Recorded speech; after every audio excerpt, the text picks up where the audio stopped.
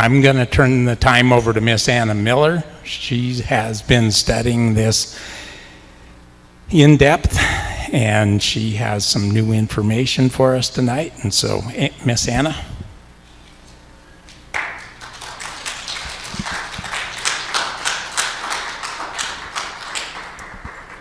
Thank you. Well, hi, everyone. So like you said, I'm Anna Miller. I'm the Education Policy Director at the Idaho Freedom Foundation. I'm an economist, and I've spent the last year dedicated to studying Idaho's education system, both higher education and K-12. So this is the second time that I've had the pleasure of speaking with this group, and I'm very happy to be with you guys again tonight. Last time that I was here, I focused a lot on specifically what is something that we call critical social justice and all of its resulting theories, which include things like critical race theory, and how that manifests in higher education.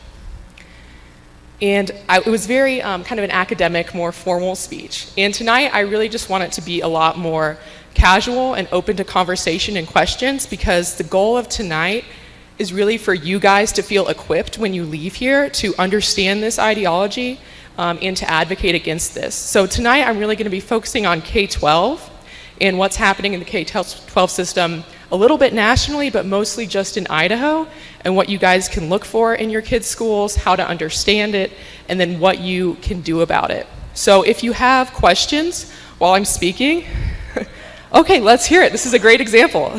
Hi, my name is Mike Leon. I'm very familiar with CRT. I mean, I'm not an expert. I brought my son here tonight. This is the age group, younger than him and him, that the indoctrination starts. Am I right or wrong? Yes. So I brought my son Justin. He goes to Pillar Falls here in Twin Falls. I have went to the board, the school board here. I have confronted about CRT with the people there. I also had a meeting with his principal, an assistant principal of Pillar Falls. I demanded that I want to see his curriculum. And they showed me his curriculum to the internet, and I did get a chance to print the 5th grade curriculum for the school.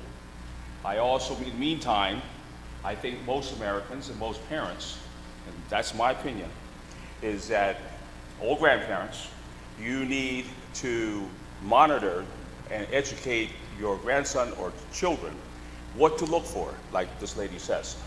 The issues is that sometimes I heard is that also that schools, they might say they don't incorporate it, but somehow part-time teachers or whatever inject films, little videos inside a laptop, and that could be for 10 minutes. And your son or daughter, your grandchildren, whatever your kids, can see it, and it's a little slow indoctrination. And sometimes they don't come back and tell mom and dad. What I've done to my son is that I exposed him to what it is, and what CRT is, or racial sensitivity education, which is really a bunch of hogwash garbage. And so he's a little bit more aware than most of the kids are of what to look for.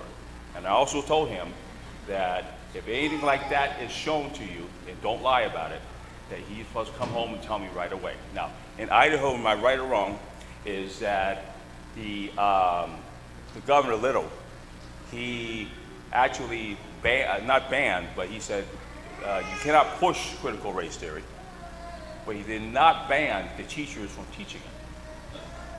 Okay, there's a loophole here. So Idaho, I believe, was the first state that says, I'm going to ban CRT. That was not true. The media misrepresented it. But South Dakota, Arizona, Texas, Florida did, 100%. So there is a loophole in this state that you can't, it's like a car. You can show the car, but you can't push somebody to buy it. But at this age, showing it is enough indoctrination to get curiosity. And that's what I'm trying to say, is that, I'm sorry for interrupting, is that the reason I brought my son here is not only is it in elementary schools, am I right? Colleges, our own military, it's called scraping. And that's happening there. And corporations in the United States, which is friendly to Communist China. This is nothing more than a Marxist movement to divide us, to separate this country, and make us weak. And another thing is scraping in the military, I inject, is that most of the Special Elite Forces, officers devoted to the country to defend us, defend this country, and to win wars. And I obviously,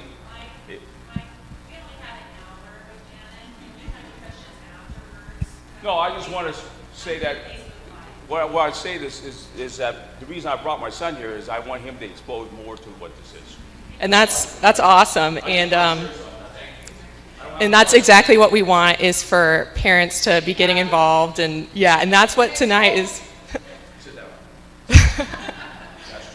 Yeah, thank you. And that's what tonight is all about, really, is you guys. And so I do want this to be interactive. If you have a question throughout the discussion, raise your hand and I'll just call on you when I get to a good stopping point throughout the discussion and I can address your question.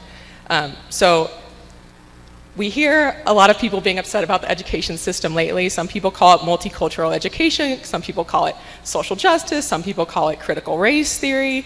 And the important thing to understand is that what this actually is a much more cohesive movement. There's something called critical social justice, and it has a multitude of theories that developed from the Frankfurt School of Marxist critics in the mid-1930s. And those are things like critical race theory, queer theory, intersectional feminism, and other critical theories. We do see critical race theory most strongly manifested in the K-12 education system. And it does this through something known as critical pedagogy. And I know that's kind of an annoying word. Pedagogy just means theory of education. So when officials, like we hear a lot in Idaho, in the media and various public officials saying, critical race theory isn't in our education system. And the reason that they're saying that, some of them might really be well-intentioned, but they might not know what critical pedagogy is. But critical pedagogy is how critical race theory applies itself in the education system. And so when they say it's not there, all they mean is that the word critical race theory isn't there. But all of the ideas are still there. So let's talk about a little bit practically for a second, like what has this looked like in Idaho schools? So in Idaho schools, we know that there was a Meridian Middle School where teachers were pressured to judge students by their race. We know that in Coeur d'Alene, the public officials there have created an entire framework built on critical race theory. And it basically sees racism as inherent in teachers and students, and it recommends a critical race theory curriculum as the cure. Schools across Idaho have been promoting something called social emotional learning, which is a main vehicle of critical race theory. And there's something called transformative social emotional learning, which schools in Coeur d'Alene, and I believe it's West Ada, that are using this form of transformative social emotional learning. And it promotes training students to become basically little social justice activists, little community organizers. That's the goal of it. So that's kind of what it looks like practically in Idaho. So those are some of the examples that we've seen. So we're not seeing some things that are as extreme in other states. Like, this could be happening, but we haven't heard about it yet. Like, I have a friend that's in North Carolina who's the teacher in the public school system, and she gets put through hours of anti-racism trainings every year. And they actually separate the black, or the white and multicolored teachers into separate groups and give them different types of trainings. So they lecture the groups of white teachers about their privilege and their implicit bias, and then they give the other group of teachers different kind of training. So that's what that's kind of the racially charged sort of activism that teachers are dealing with around the country. And we haven't seen that specifically in Idaho, but what we have seen in Idaho is culturally responsive or culturally sensitivity trainings. So there's some schools in West Ada that are doing this, and they talk a lot about equity in those trainings. So it's kind of hard in a state like Idaho that's very culturally homogenous, it's very racially homogenous, to lecture a whole group of white people on their whiteness. So we don't see a lot of talk about deconstructing whiteness yet. Doesn't mean that it's not coming. What we do see is two main aspects of critical pedagogy. And both these things lead to the overt racial equity and anti-racism trainings. But what they sort of start out as is things like critical pedagogy, or not critical pedagogy, sorry, cultural responsiveness and educational equity. And a great example of what this looks like right now is in the Coeur d'Alene School District. So their equity framework builds very strongly on these two ways of thinking, cultural responsiveness and educational equity.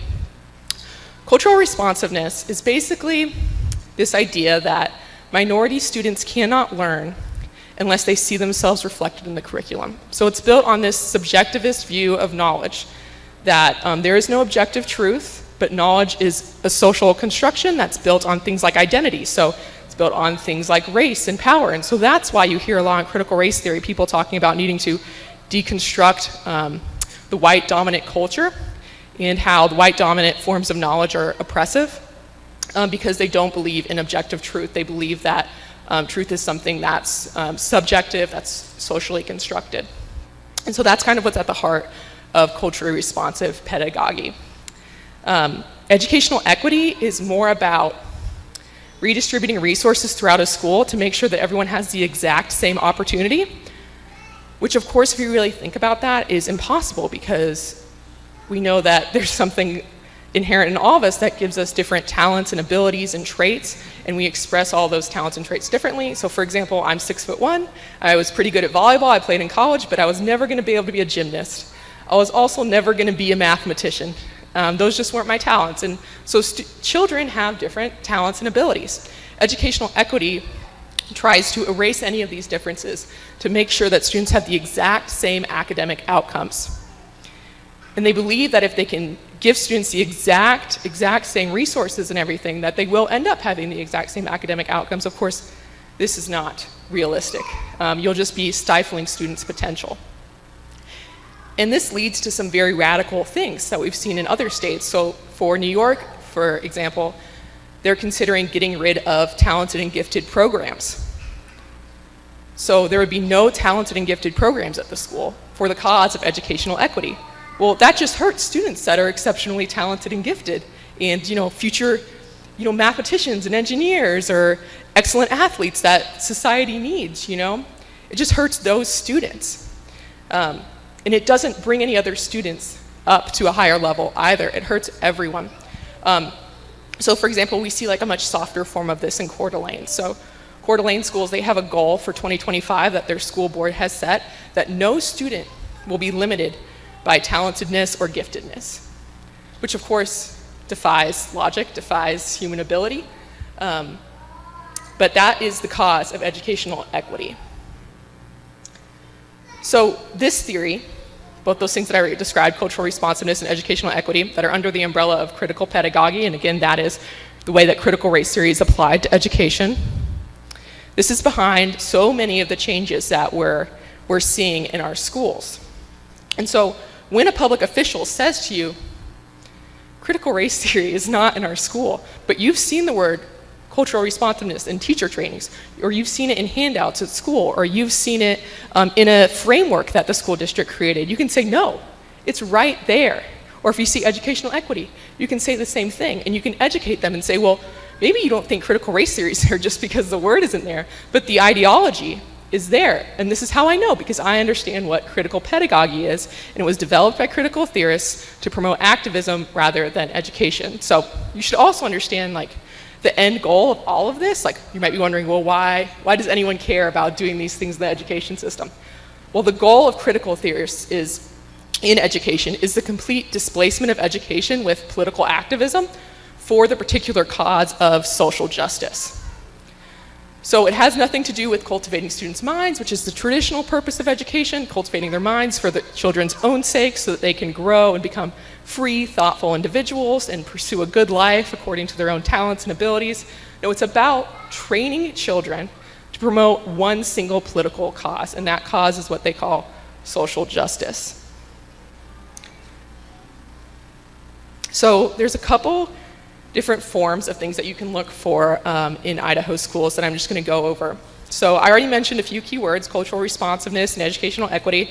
Another thing that you can look for that we're seeing a lot of in Idaho is implicit bias trainings. So implicit bias is a new fad that's been around for a while. It comes from this Marxist idea that the dominant class imposes a false consciousness on the weaker class. And essentially, they do this so that the working class under Marxist dichotomy would not be kind of unhappy with their place as working citizens. And so now, obviously, when critical race theory replaces the working class with race, right? So it's dividing people based on race, not based on class. It focuses on,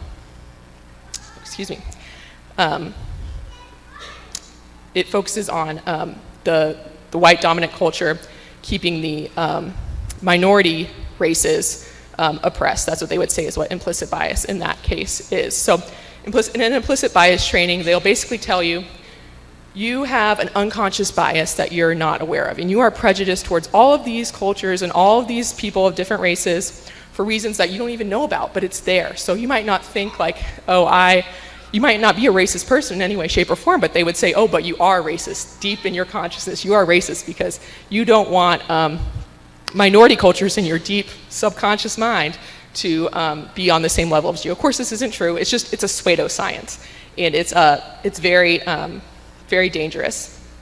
So another thing you can look for, again, is implicit bias training. Probably the most blatant form of critical race theory training comes through the forms of anti-racism or racial equity. We haven't seen those terms used in K-12 schools in Idaho yet, at least I haven't. But anything that you see that talks about privilege or white fragility or white supremacy, or of course the words equity, diversity, and inclusion, all of these things point back to the same dogma. So like you've probably seen loads of universities, and now we're starting to see K-12 schools in Idaho do this, adopt diversity, equity, and inclusion into their formal policies. And you might have heard that the State Board of Education in Idaho actually wants to enshrine diversity, equity, and inclusion into official state policy so that all universities have to adhere to that.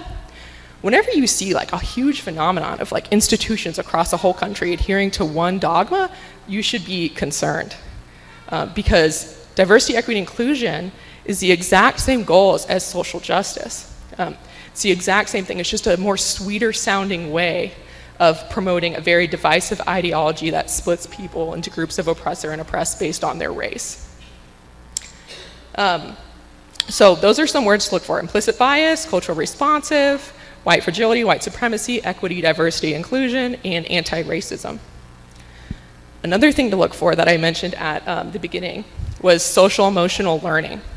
So I have a couple articles that I laid out at that front table on social emotional learning that I would highly recommend you guys check out. They'll basically be laying out everything that you need to know about this, but I'll give you a brief overview right now. So social emotional learning originally started back in the Biden administration, and he had something called Goals 2000. And Goals 2000 was supposed to help children be ready to learn.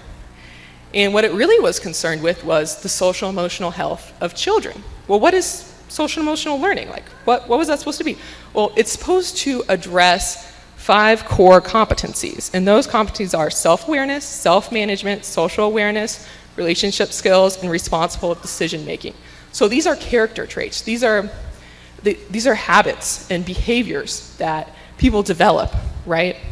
And these might be things that churches promote or that you might even teach your own kids because they sound good. Who wouldn't want their kid to have social awareness or be able to self-manage or have self-awareness? These things they sound really, really good. Again, like you as a parent or church might be teaching your child these things. And so this was brought into schools because they had become so secular and they wanted to kind of fill the religious void that was in schools.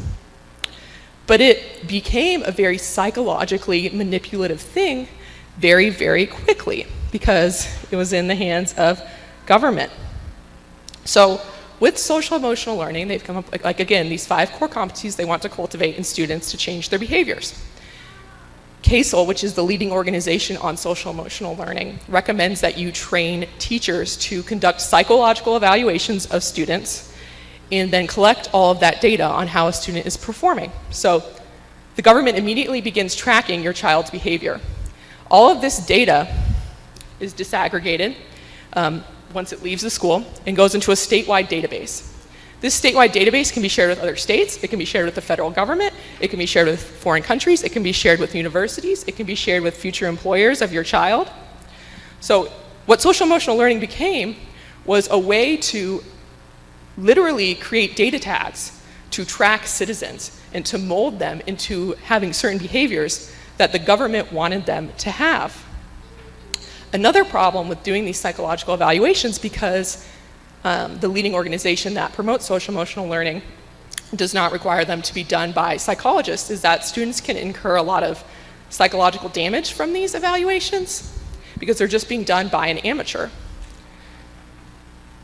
And then, of course, you have the data privacy problem of your students' personal information, very personal, very intimate about their behavior traits, about their character, being collected in a statewide database. And so and all of that is done without parental consent. So it's possible that your child's school might not be, they might not be doing social emotional learning at all. A lot of schools in Idaho are, though, I will tell you. And a lot of them already have databases set up to collect this information, and they're training teachers to conduct psychological evaluations. And they do not obtain consent from parents when they do this. That's a big, big problem. But if that's not concerning enough, social emotional learning actually gets a bit worse, because it became a vehicle for critical race theory. So the idea that you're trying to affect children's behaviors is like a perfect vehicle for a political cause. Because if you're trying to cultivate correct morality and things like that, and the government is in control of it, well, of course they're going to want to promote for their own political cause. And that cause, again, is social justice. So in this past year, CASEL came out with CASEL came out with a new framework, and it's built on, or it's called Transformative Social Emotional Learning. Coeur d'Alene actually adopted this exact framework. Thank you. So Coeur d'Alene adopted this exact framework. And this framework is aimed, and this is a direct quote from the guide on transformative social emotional learning. It's aimed at redistributing power to promote social justice. And this form of social emotional learning integrates an explicit equity and social justice lens into the conceptualization and implementation of SEL, and it's used to train students to be activists for the cause of social justice. So it's no longer even about cultivating, teaching students to be nice to each other. It's no longer about trying to help students have correct morality or to fill in a religious void in an institution. No, now it's about training students solely for the purposes of a political cause. So again, Coeur d'Alene has, they're district-wide, they've adopted this exact framework word for word. Their framework talks about power dynamics, it talks about race, it talks about privilege, it talks about implicit bias. They actually have a goal to conduct implicit bias trainings across the entire district for all of their staff. And the State Department of Education also supports this form of social emotional learning. So when the State Department of Education, State Board of Education, when they talk about this, they're not talking about the standard form of social emotional learning. Well, how do we know this? Well, this past year, they handed out a resource to every school district in Idaho about the transformative version of social emotional learning. And in this resource, it's called SEL Roadmap for Reopening Schools. And they have bragged to the federal government about handing this out. It says, schools and educators should adopt anti-racist practices. It also talks about focusing classroom lessons on social justice, conducting staff-wide implicit bias trainings, and making educators aware of their white privilege. This is a resource the State Department of Education handed out to every school district in Idaho.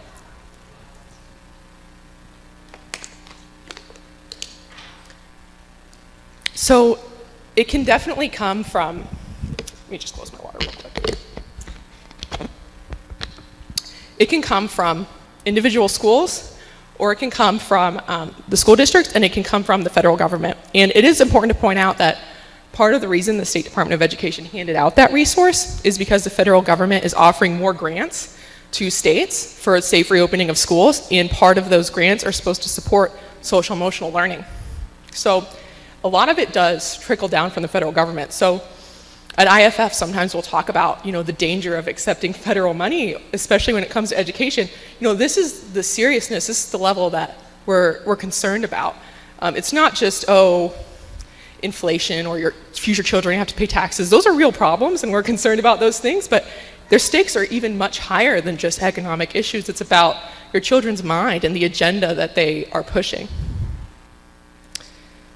So one thing I should note, since we are in Twin Falls right now, is I did look at your school district's website, and I will say when I walked in, I was just talking to someone about this, and I said, it's really hard to find stuff on your school district's website. Like, they don't really have very much information on there, so maybe nothing's happening. Or maybe they're just not putting anything up there. I don't really know.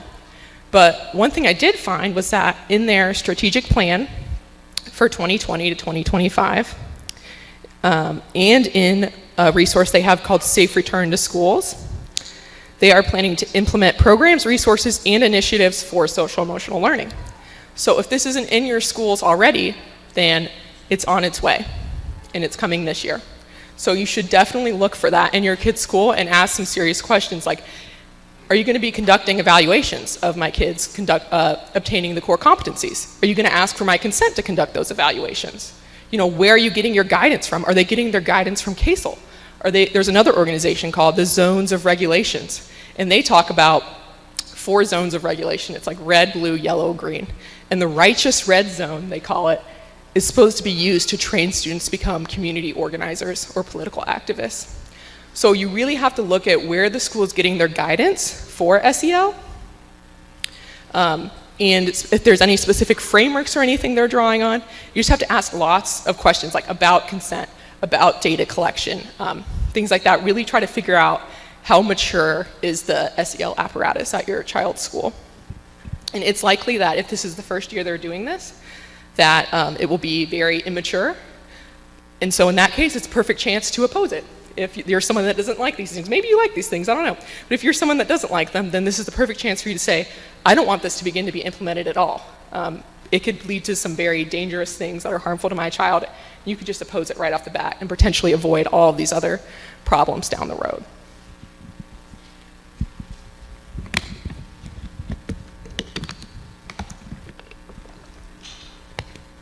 So another thing to look for in your child's school is something called Action Civics. And Action Civics is basically an attempt to replace traditional history and civics curriculum. The goal is to train basically young, immature students to protest and to lobby. And it's usually for the teacher's chosen political cause. So they could be, trained to lobby for gun rights or for being pro-life. Or they could be trained to lobby for abortion or to lobby for, some other political cause. It could be something you agree with or disagree with. But the issue here is that it's displacing true civic education, which should just educate students about history and about economics and things like that, so that they can make their own political decisions in their own time. And it's basically pressuring them to make political decisions at a very young age and to begin protesting and lobbying for those decisions. So this can manifest in things like the 1619 project in schools. So I can see some of you are nodding. You know what the 1619 project is. I feel like most people do. So this is obviously a form of revisionist history. It's the idea that you can completely rewrite historical fact and replace it with whatever you want. Tons of historians have debunked the 1619 project, starting with the fact that America was founded in 1776 and not 1619. But we've seen this in Idaho schools, particularly in Boise schools. I would assume it's in a lot more schools than that. There's also the Zinn Education Project that promotes Howard Zinn's A People's History. This is another really bad version of history. It's not history, it's a revisionist history. And so this can basically be encouraging students to adopt a political view of history rather than a fact-based one. And so what a lot of critical theorists will say when you criticize things like the 1619 Project or the Zinn Education Project, is they'll say, well, you just don't want history to be taught. And we talk about this in our critical race theory toolkit that we have a packet of it at the front of the church if you weren't able to grab one. But they'll say, you just don't want history to be taught. And the 1619 Project, the Zinn Education Project, has nothing to do with teaching history. I have never met a single person that didn't want history to be taught. And I've never met a single person that wasn't horrified by something like slavery. I've never met someone like that. I know that there are evil people that exist, of course there are, but just as far as average people, especially people in Idaho, no one would be against our history. In fact, we're proud of it. We're proud that we abolished slavery. We're not proud that it happened, but we're proud that we defeated it. We're proud for the principles that we came up with in our country, and we want those things to be taught to our kids. So when they say, oh, you just don't want history to be taught, well, that's just gaslighting. They know that it's not history. They know that it's only promoting one particular political cause. They know that it's not teaching the truth about history. So you just have to be, bold with people. You can't be afraid of being called a name And you also have to educate yourself about history, know some facts about what is wrong with things like the 1619 Project.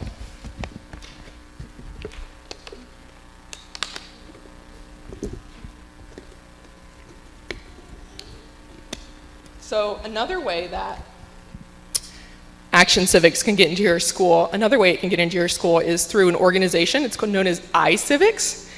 And iCivics curriculum is recommended as a resource in Boise schools. I don't know how many other schools it's recommended in Boise, or in Idaho, but it is in Boise.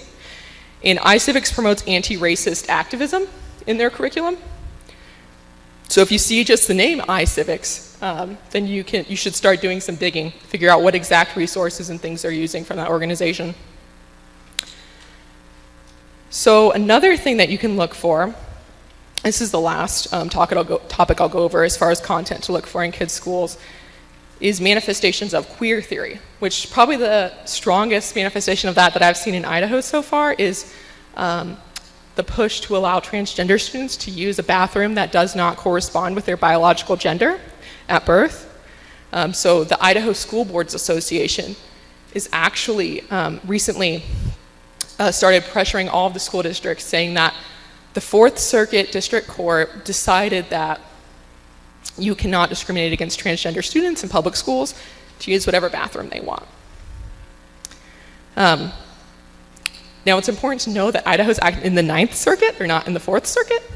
So it's an important distinction. That jurisdiction doesn't necessarily matter here.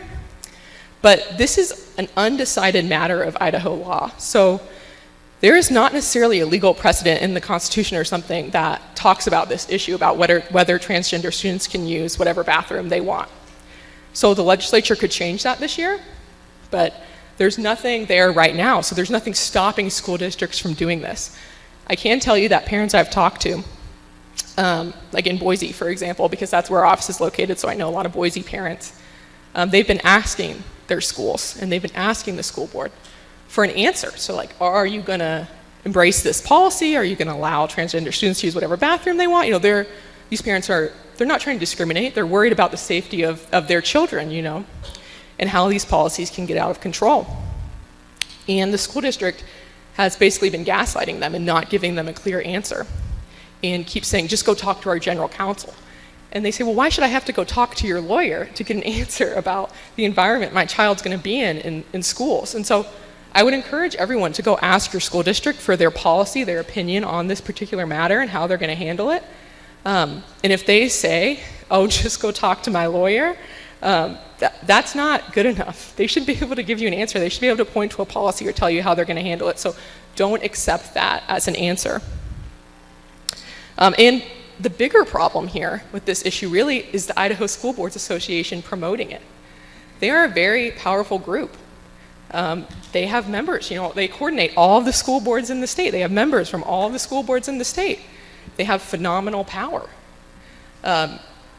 It's a big problem. And so when they're promoting this pretty radical cause, it's gonna be difficult to stop.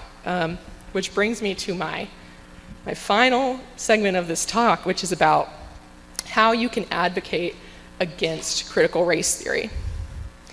So first, you gotta understand again how this happened in a state like Idaho. So I talked a little bit about federal government's push for these things. So the federal government pushed social emotional learning through the Biden administration. This also occurred through the Obama administration. It was implemented into Common Core. So that means that whether a particular school district emphasizes this or not, they have to incorporate it to some extent because Idaho has adopted Common Core. The Trump administration also had a grant that they were implementing. You might have heard about it, $6 million grant, and it was going to be given out to a nonprofit that promoted critical race theory ideas, actually aimed at toddlers, at children between the ages of 0 and 5. And now, or sorry, I said the Biden administration originally, I meant the Clinton administration. The Biden administration right now, of course, does also have several different federal funding programs set up, including the American Rescue Plan, elementary and secondary school relief, where they're going to try to implement these things in schools. So I say that because when you're gonna advocate against this, you really have to pay attention to what's coming into Idaho. What kind of federal money is the school board and the legislature trying to accept That's really, really important. Another thing to pay attention to really is just, of course, your legislative alerts, the bills that are going through the legislature. And then contact your legislature about those things that you care about. But the most important thing you can do is really on a very micro level, and that is forming parent groups. So like all of you being here tonight, it's a very big deal. It's a very important thing because most parents, and this is totally understandable, I completely get this, they want to live their lives. They want to be with their kids. They don't want to deal with all of this political nonsense. But the reality is that this ideology is seeping into every aspect of life. And when it starts to get into your child's school, well, that's very, very serious concern. And so people are losing the ability now to sit back and not act. You really have to get involved. So forming parent groups is extremely important. So this, again, what you guys are doing right now is good. I would encourage you to keep that going, to talk to other parents about it.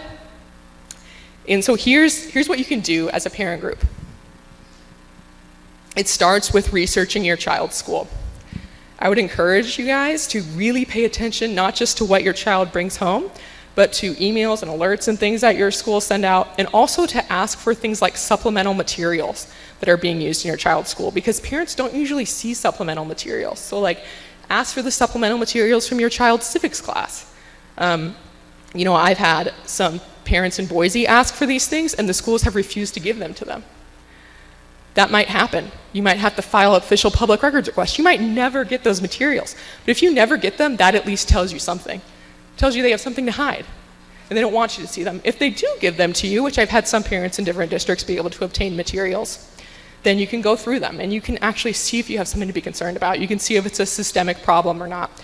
And I do have friends that are teachers in the state, and they've told me that asking for supplemental materials is not a big deal, that teachers save all of these materials and they can easily basically upload them to like a Google Drive for parents to go through, and that they should put them on their school websites anyways, so they might make you feel bad, like, oh, it's gonna take the teacher hours. But from the teachers that I've talked to, they said that's not the case.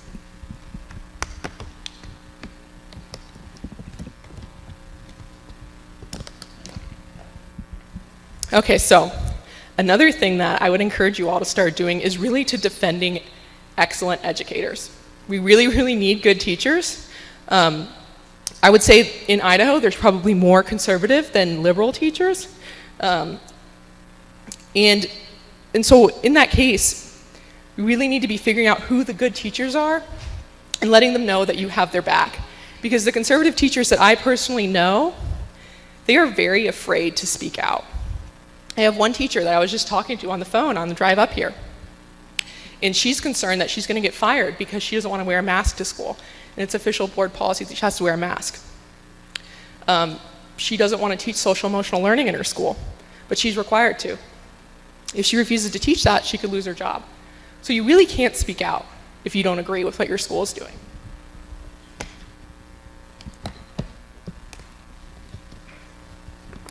So again, it's just really important to identify those excellent educators, let them know you have their back, and try to get them to stand up with you against these things. But they're not going to do that if they think that you're just attacking teachers. Excuse me. Another thing you can do is to go figure out when your school board's meeting and sign up to speak. You really have to be concise when you speak to a school board. Usually you only get 2 to 4 minutes to present. So parents in Coeur d'Alene recently went to a school board meeting, a whole group of them. And overall, they did a really good job, but a lot of them rambled for the first 3 minutes of their time. And then they had, a minute or 30 seconds to explain what they really wanted to say. What you really need to do is put all your important points up there first. Make sure your speech is 2 or 3 minutes maximum and that you have all of your important points in that small segment, because otherwise the school board's going to cut you off. They're going to say, we have 10 other people we have to listen to, and we don't really feel like listening to you. And then as a parent, you're going to get really mad. You're going to say, you should care what I have to think. But you can avoid all of that if you just really make it concise and get your points out there. And you can also submit written testimony to them. So if you want to submit something longer, they'll have it. Another thing that you should do when you are presenting is to really be particular about the issue you're presenting on. So if you want to talk about social emotional learning, then talk about that. If you want to talk about critical race theory or forms of critical pedagogy in your child's school, then talk about that. I wouldn't recommend mixing the two unless they're really obviously mixed. Like in Coeur d'Alene schools, parents talked a little bit about how social emotional learning was being used as a vehicle for critical race theory and why that was problematic.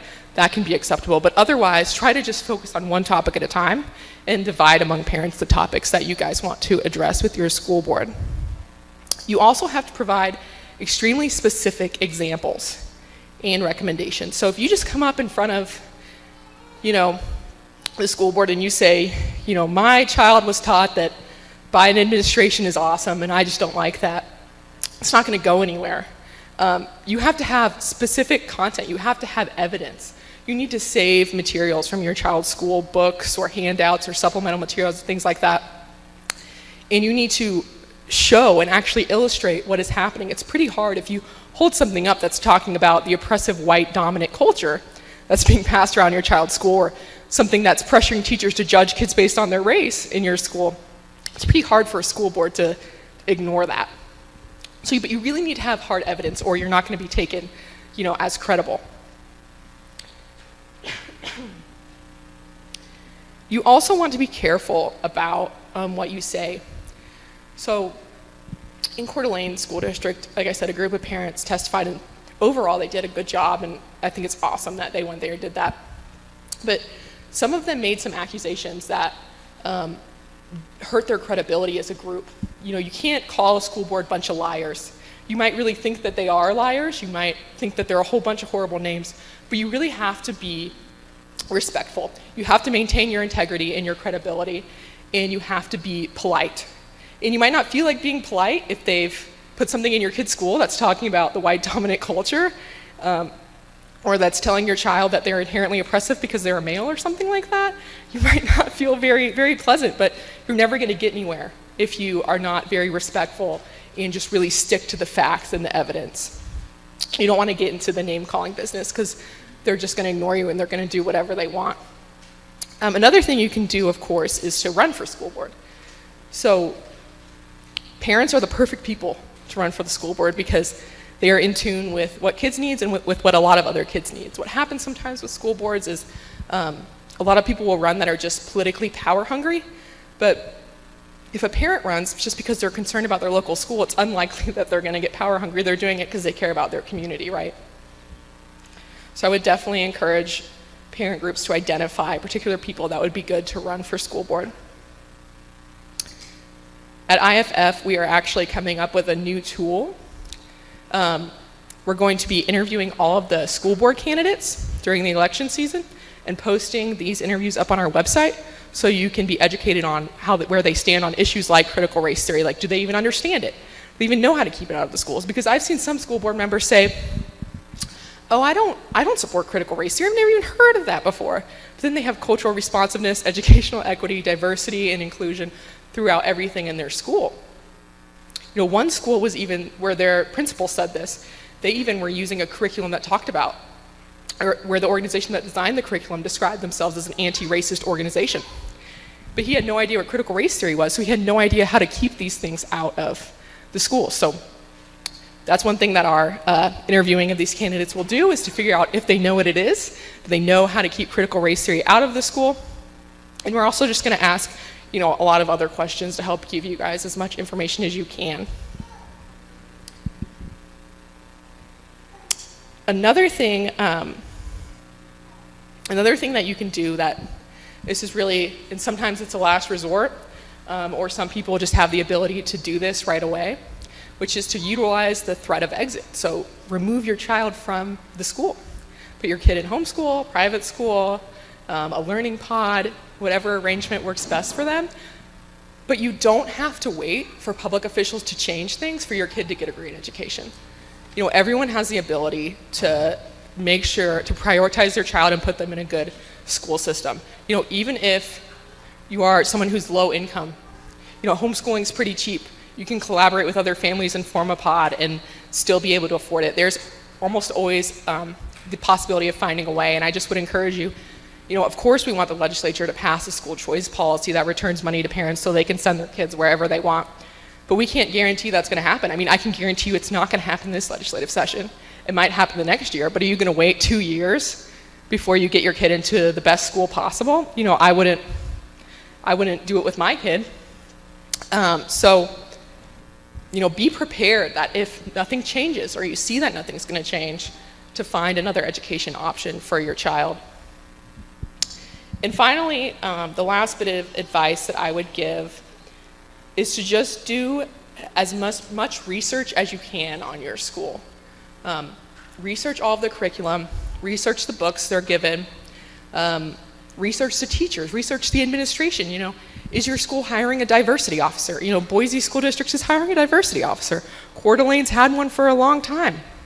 You know, what kind of administrative personnel are they hiring? You know, just do that kind of research so that you're prepared to see what's coming. You know, Boise School Districts, their apparatus isn't as built out as, say, Coeur d'Alene, but they hired a brand new diversity person, which is telling me that it's going to start growing. It's going to get there. It might not be bad yet, but it's probably going to start getting bad. So definitely do your own research. So with that being said, I will open things up to questions if anyone has anything. I covered a lot of topics, so happy to spend some time answering questions. Oh yeah, if you guys could come up to the mics if you have questions so that everyone can hear you, that would be great. Thank you. Okay. I've got a question. You mentioned something about supplement material. Supplemental materials. So do you ask the principal for it, or do you ask, who do you ask for to get it, and how do you get it? I would recommend first asking the teacher for it. I would just say, you know, to your child's history teacher, do you mind sending me the supplemental materials you used during this month in class or during this semester in class? If that teacher says no, or they might not even respond to you, I've seen some teachers just elevate it straight to their principal and just copy their principal on the email, and the principal will respond and say, oh, we can't, you know, give this information to you. You have to contact the public records office, and they might actually make you go formally through the public records office to do this. But as a parent, like, you shouldn't have to go through any of that. They should just offer it to you. And so I would always push back on that and say, well, I'm a parent, you know, I should be able to see this. You should have it on your website anyways. I shouldn't have to wait 10 days and potentially pay a fine to get records of what my child is being taught. I already pay for this school system, right? So they might do that, but hopefully they won't. I've seen some schools that have and some schools that haven't, so it just depends.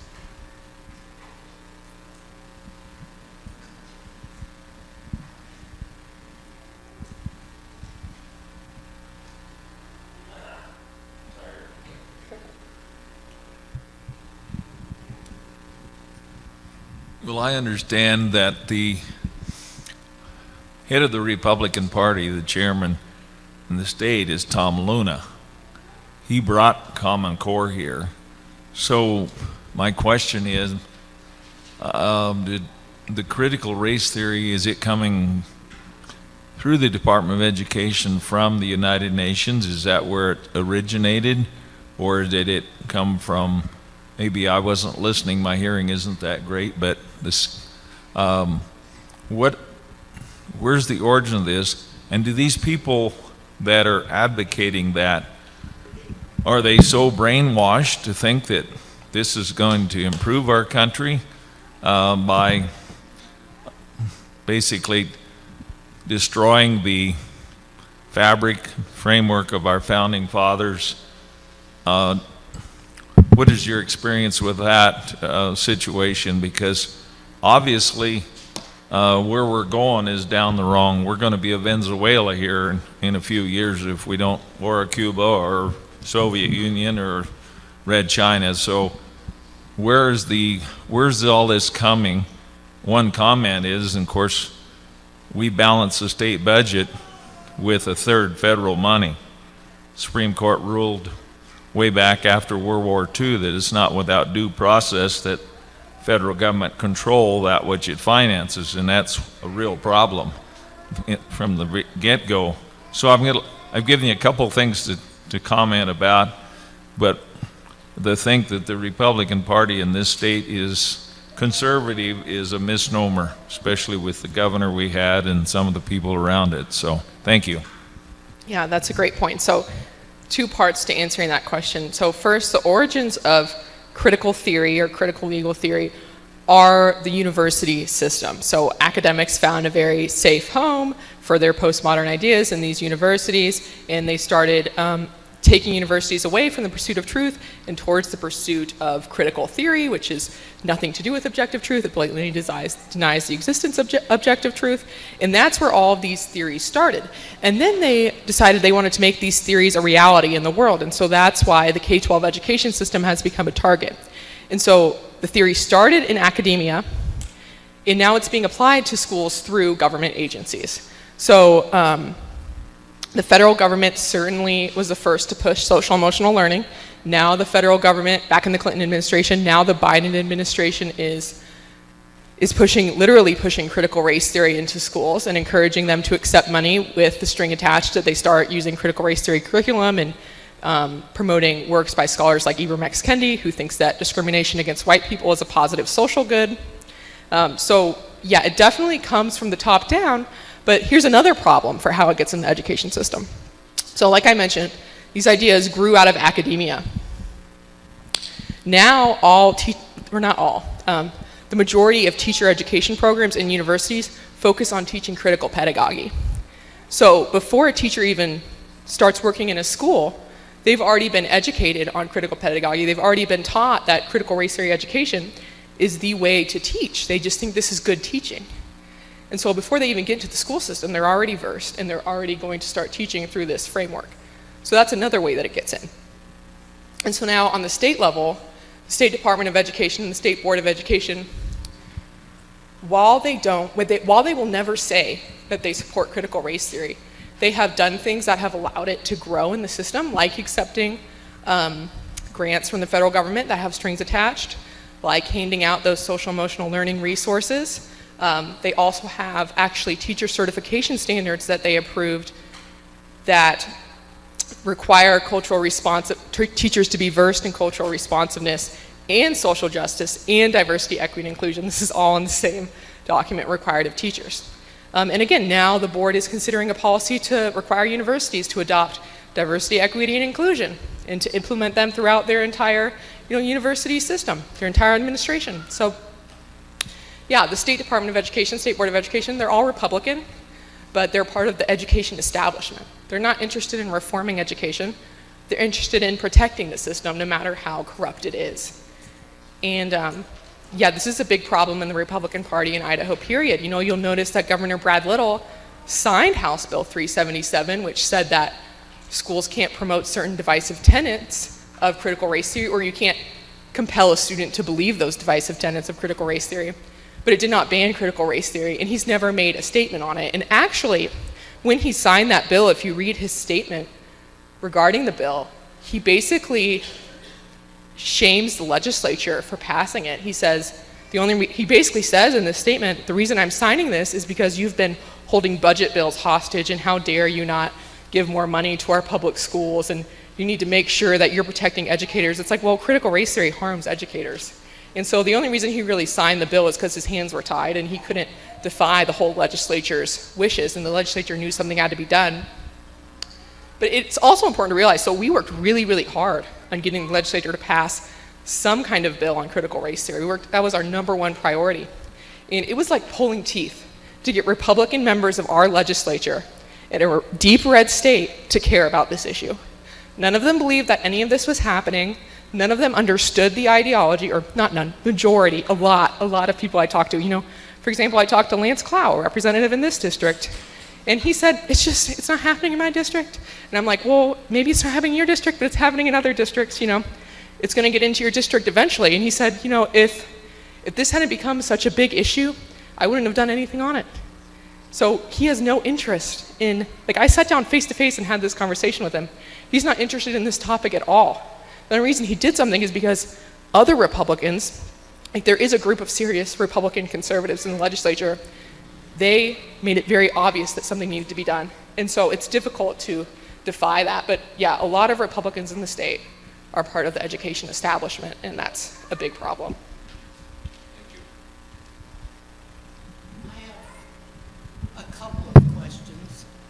Number one, I don't have children in school, obviously, but you were talking about different things that parents can do to get information. If you don't have children in school, where can you go to get information to become more educated, to stand before the school board, even at my age, and defy them? That's a great question. Yeah, and I would encourage every citizen to be involved, whether you have students or whether you have children in the system or not. It matters for everyone because it's going to affect our culture as a whole. And it's going to change, who has political power in the future and things like that. It's going to reshape our institutions, it already is. So where can you go to get information? Well, we do have a critical race theory toolkit. If you got a copy of that, that is, I'll show you guys, this document that's sitting out front. It's really aimed at parents, educators, just citizens that care, policymakers, anyone that's interested in this topic to get a basic understanding of critical race theory and to figure out how to advocate against it. There's some really good authors in this. So I'm one author, but what's really cool is we got James Lindsay. I don't know if you've heard of him. If you haven't, you should look up James Lindsay. He's the top person that you should go to as a resource to understand this ideology. So James Lindsay has a resource called New Discourses, and he's on the front page here. He wrote this first article in the piece. In New Discourses breaks down basically all the different critical theories. He's basically made it his full-time job to understand critical theory and to explain it.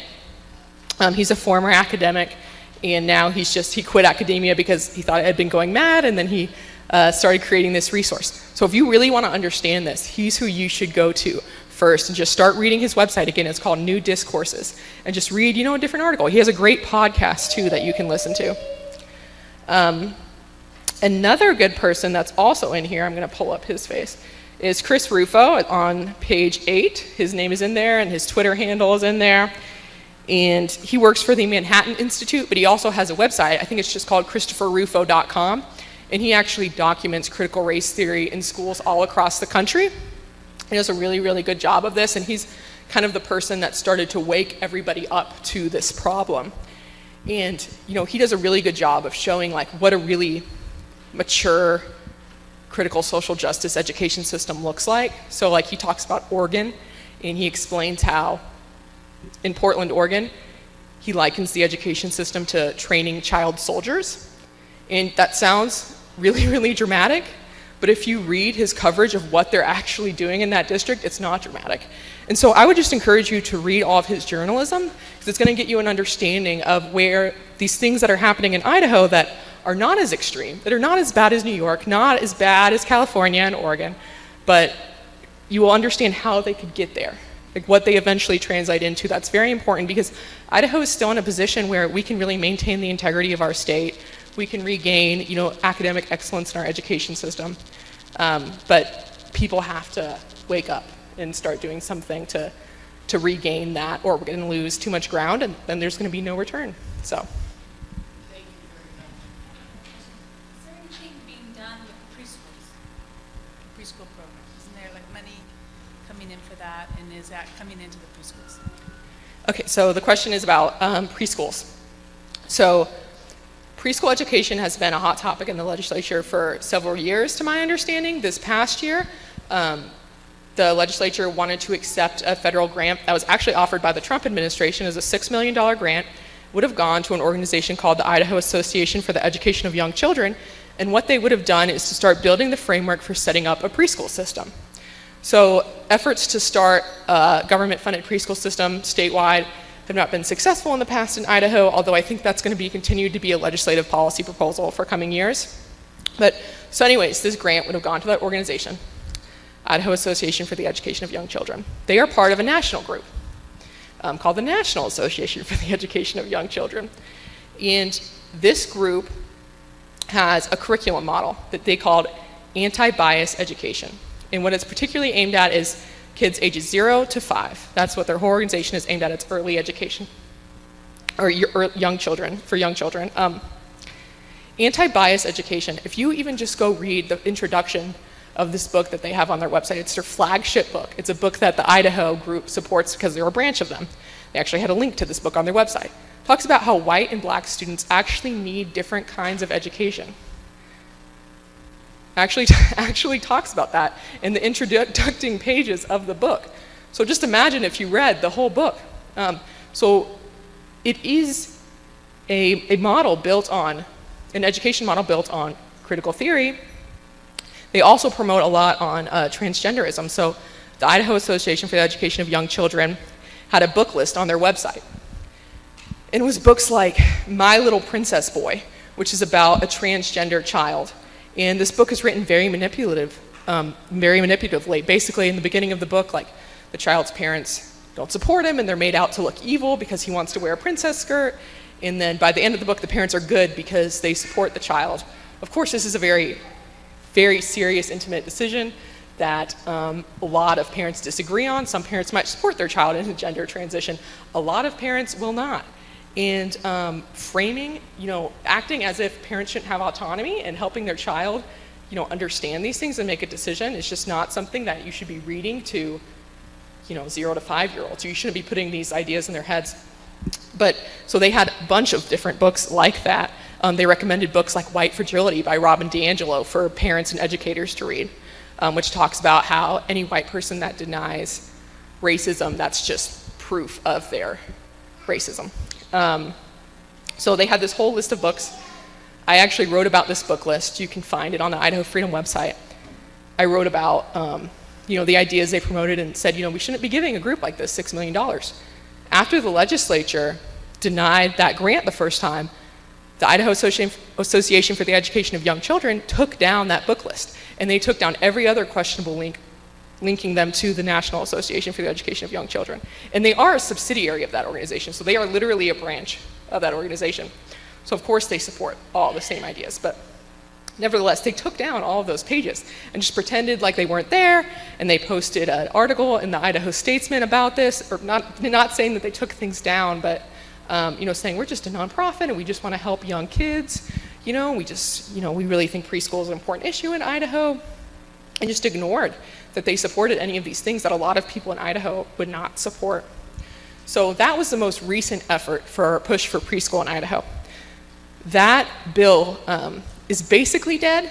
They could still technically come back for a special session if they wanted to, but I don't think that's going to happen. I'm pretty sure the bill is dead. They could come back next year with something else. But that's the most recent push for preschool. That's definitely something to look out for. There's nothing wrong with your local public school offering preschool. A lot of parents need preschool, and I know that a lot of public schools have come up with their own solutions for offering preschool programs. On a case-by-case basis, it can make sense, but you definitely don't want to give a education nonprofit that is promoting very divisive ideas control statewide over implementing a program like that. So.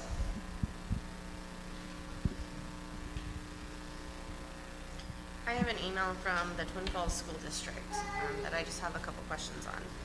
So I'm just going to read the first paragraph. The Twin Falls School District is excited to announce a new partnership aimed at addressing student mental health and supporting families in our community. Starting in September, the Twin Falls School District will be offering the Student and Family Assistance Program through BPA Health for every student. So they're offering 5 mental health sessions for both parents and students to everybody in the school district.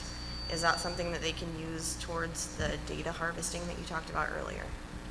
So if that is going to be promoting social emotional learning in some way, it could be. They didn't use that term, so I'm not sure if that word is in there. I would ask questions. I would just ask questions about it. It's kind of vague. I think it's kind of strange that the school district would think that they should be in the position of helping parents and students manage their psychological health. Child's psychological problems, that's the duty of the parent, I would say, to take care of, and parents should be able to find help for themselves and within their family and things. So I think that's kind of bizarre relationship, but yeah, I couldn't say for sure that it's going to be social emotional learning. Thank you.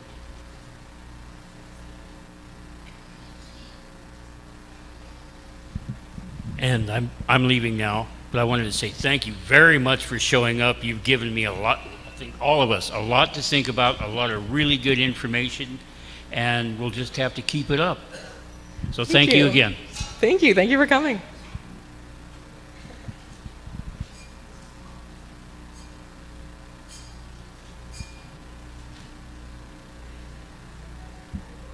Well, if there are no further questions, then I'd say that's a wrap. I really appreciate all of you listening to me for so long and for coming tonight. I hope it was helpful. If you ever have any questions or you see something questionable in your kids' curriculum, please don't hesitate to reach out to me. My email is anna@idahofreedom.org. It's anna@idahofreedom.org. You can email me anytime. I'm happy to help in any way that I can. So thanks again. Thank you all for being here this evening, and thank you, Miss Anna, for coming down and sharing what you have learned this summer.